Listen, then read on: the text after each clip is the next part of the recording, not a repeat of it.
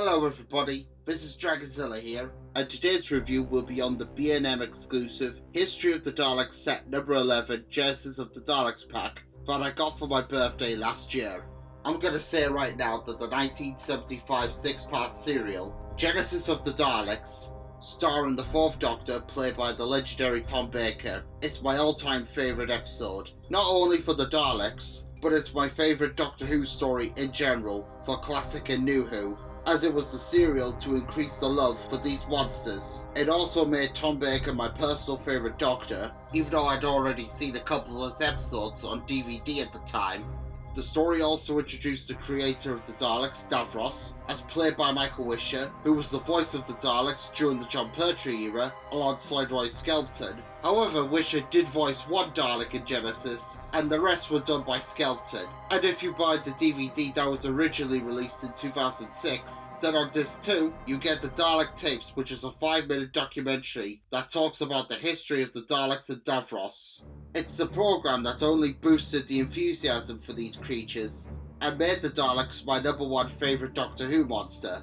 It was also narrated by Terry Malloy, who played Davros during the 1980s. However, it only covers classic era Daleks, as the new series was in its infancy. Series 2 had just gotten started at the time. If Genesis was released on DVD in, say, 2008 or 2009, then perhaps the new series Daleks would have gotten a mention, like on later DVDs. However, Nicholas Briggs, the guy who voices the modern day Daleks, does make some appearances in the programme. But anyway, you should check it out, especially if you're a fan of old series Daleks.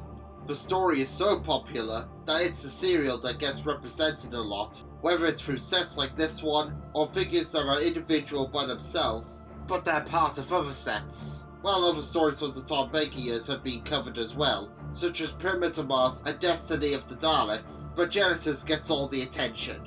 The first Dalek out of this pack is my favourite, not only because I'm a huge fan of Grey Daleks, well, to be more accurate, Renegade Daleks as they would later be called, but it's a spot-on replica on how the Daleks appeared on screen. It's like as if they got access to the real prop, shrunk it down and made more than one mould. It is that good.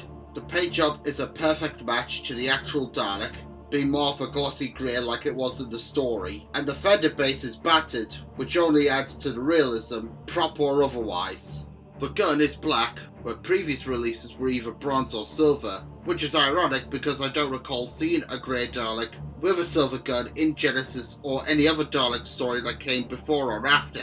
I prefer this Dalek to the other one because its dome lights are spot on screen accurate to the on-screen counterparts, and where on the Dalek from the creation of the Dalek set has silver at the end of its eye stalk, well, that doesn't happen with these Daleks, as they're painted grey just like on the props.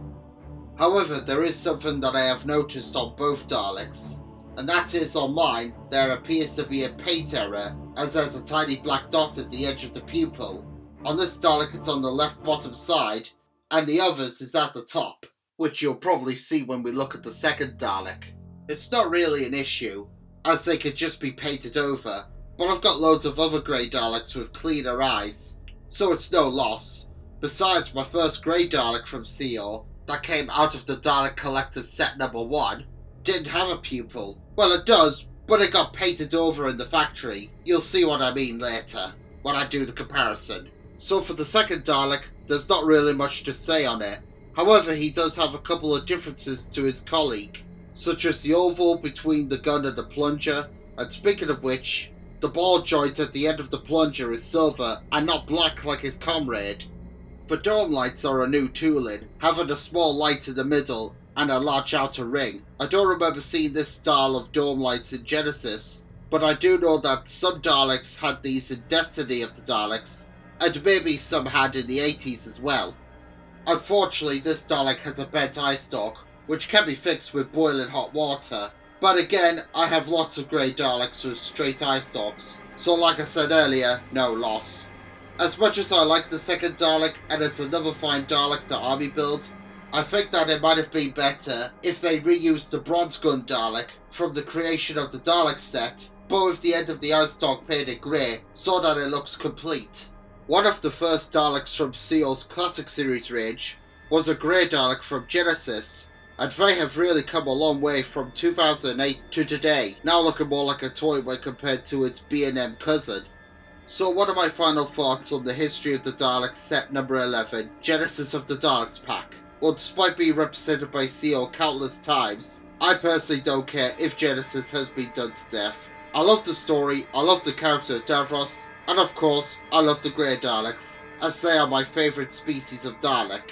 I do like the Silver Daleks from the 60s, as well as the modern Time War Bronze Daleks, even though I, like most other folks, are getting pretty tired of them. But I've been hearing rumours that Russell T Davies is planning to either redesign or slightly modify the design and give the Daleks a new colour scheme. But the Gunmetal Grey Daleks, otherwise known as Renegade Daleks, as they were known as in the 80s, are the best looking ones in my opinion. However, the 1970s model is of my taste, regardless of what story they're from. I was happy with the original from the Dalek Collector's Set 1 that was released 14 years ago, and I was happy with the Genesis of the Daleks Collector's Set.